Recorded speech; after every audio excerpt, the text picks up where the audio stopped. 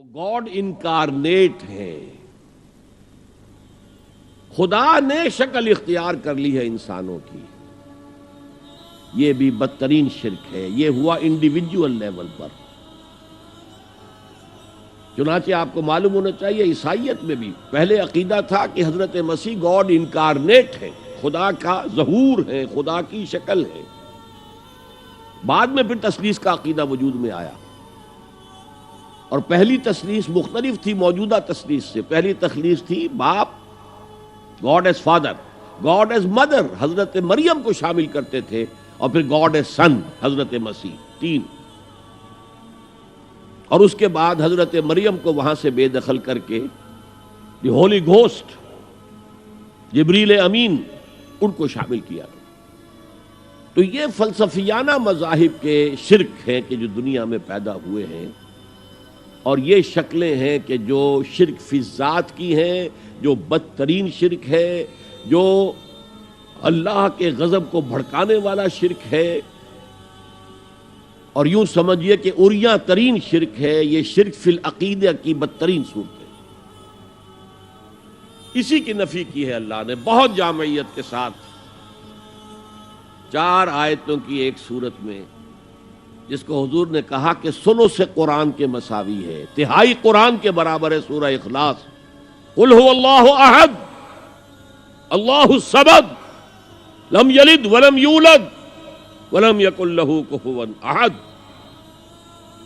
کہہ دو، اعلان کر دو اے محمد صلی اللہ علیہ وسلم، اللہ اکیلا ہے. احد، اللہ ایک نہیں، ایک تو واحد سے کا ترجمہ ہوگا، اللہ واحد. احد، اکیلا، تنہا، کوئی اس کا ساجی نہیں ہے.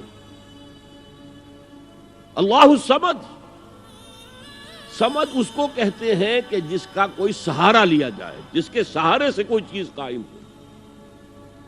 اللہ قائم بالذات ہے، اپنی ذات سے قائم ہے. پوری کائنات اس نے تھامی ہوئی ہے، وہ چلا رہا ہے. آسمانوں اور زمینوں کو اس نے تھاما ہوا، انزالتا، کہیں اپنی جگہ سے ہٹ نہ جائے. آپ کو معلوم ہے کہ یہ عظیم سیارے اور یہ عظیم جو گیلیکسیز ہیں، ان کی اصل حقیقت کس قدر باریک معاملہ ہے ان کا، کس قدر باریک. لو سانس بھی آہستہ کہ نازک ہے بہت کام آفاق کی اس کارگہ شیشہ گری کا. ان کے درمیان جو فاصلے ہیں، ان کی باہمی کشش ہے.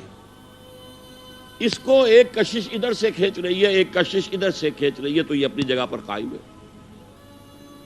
اگر ادھر کی کشش ذرا سی بڑھ جائے وہ کھینچ لے گی، اور وہ ٹکرا جائیں گے اور کائنات درہم برہم ہو جائے گی.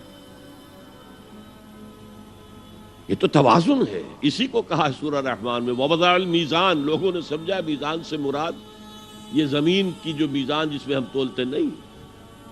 والسماء رفعها ووضع المیزان، یہ سما سے متعلق ہے.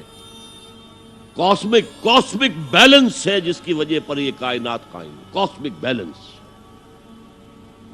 بہرحال اللہ ہی ہے جو قائم بالذات ہے، اور باقی سب اس کے سہارے قائم ہیں. لم یلد ولم یولد، نہ اس نے کسی کو جنا، نہ وہ جنا گیا، نہ کوئی اس کے ماں باپ ہے، اور نہ کوئی اس کی جورو ہے، نہ اس کی کوئی اولاد ہے. ولم یکن لہ کفوا احد، اور کوئی اس کا ہمسر ہم پلہ نہیں ہے. اس لیے کہ اولاد تو ہم پلہ ہوئی نا. میں نے آپ کو بتا دیا ہے، برہمن کا بیٹا تو برہمن ہی ہوگا، راجپوت کا بیٹا راجپوت ہوگا، سید زادہ سیدی ہوگا نا. تو یہ اصل میں شرک فی الذات کی نفی پر یہ سورہ مبارک کا اتنی جامع ہے کہ اسے حضور صلی اللہ علیہ وسلم نے ثلث قرآن، تہائی قرآن کے مساوی ہے. اس لیے کہ ہمارے ایمانیات ثلاثہ ہی ہیں نا، 3 ایمانیات ہیں.